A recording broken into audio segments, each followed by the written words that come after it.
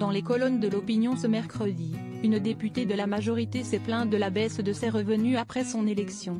Je vais moins souvent au restaurant, je mange pas mal de pâtes, j'ai ressorti des vêtements de la cave et je vais devoir déménager.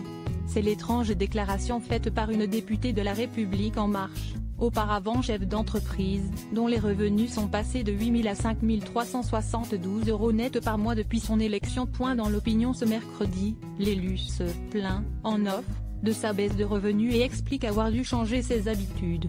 Une révision de son train de vie qui pourrait, selon elle, remettre en question le fait de tenir jusqu'au bout de leur mandat pour certains députés.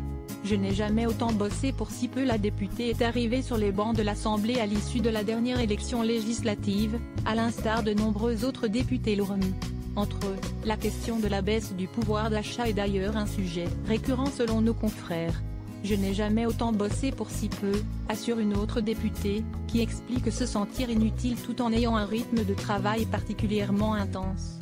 On a tous lâché des situations professionnelles très confortables, et on ne s'y retrouve pas aujourd'hui, embraye un ancien consultant et professeur de l'enseignement supérieur, qui continue, malgré son mandat, à donner des cours quelques heures par semaine. Malgré cela, j'ai subi une perte de 25% de mes revenus, râle l'universitaire qui, malgré la promesse formulée par Emmanuel Macron pendant sa campagne, est loin d'être le seul à travailler à temps partiel à côté de son mandat parlementaire. Attendent-ils des Français qu'ils les plaignent? Tous ont bien conscience que leur discours est inaudible auprès de l'opinion publique, quand le salaire moyen français s'établit à 2 225 € net, note le quotidien. On ne peut pas aller sur ce terrain, c'est impossible, reconnaît un néo-député macroniste. Je ne vais pas me plaindre de gagner 5 000 € par mois, dit un autre.